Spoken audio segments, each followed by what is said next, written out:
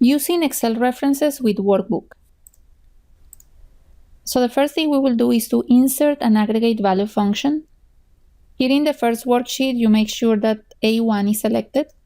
And let's type sys time sec. Press enter. In A3, we are going to enter start time. And on A4, end time. Enter. Now let's expand column A so we can see the whole string. And now in cell B3, we are going to enter the date of today. So it is 6/20/2014 at 4 p.m. Then in cell B4, we enter the same date 5 minutes later, so 4:05. Now we go to the Historian tab, and under the tag values, we select Aggregate Values. We get the Aggregate Values step 1 of 4. Make sure that the name of your Historian server is correct. And for the cells containing the tag names, we want to select A1. Click Next. Now we have the Aggregate Values step 2 of 4. And for the cell for output, we want to select A7. A7. Leave the Enter the results as an array formula checked. Click Next.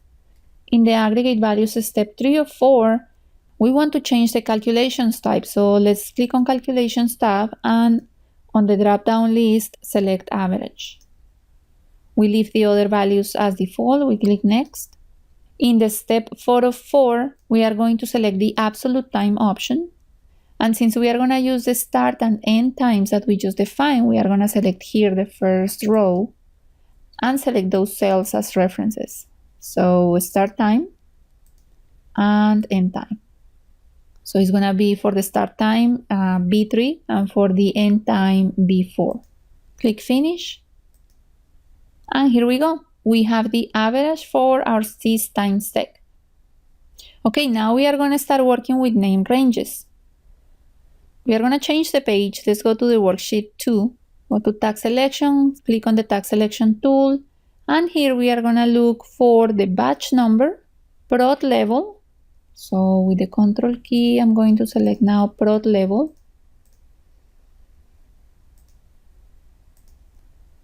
React level and React temp.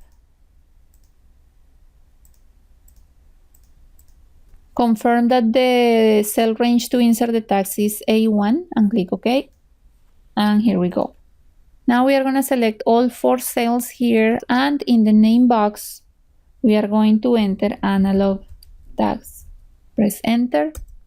And now let's change page again. Let's go to the worksheet 3. Click on cell A1. Let's create a report, so click on Tag Values and select Live Values. Here on the Live Values step 1 of 3, make sure this is the name of your Historian server.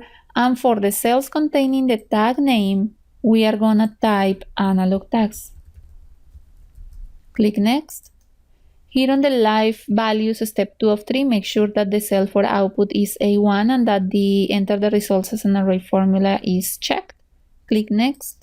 On the step 3 of 3, leave the default values and click Finish. And here we go. It accepted the name range without any problem. Now let's go back to worksheet 2, and we are going to replace these tag names. So where it says batch number, type m100.lt.pv.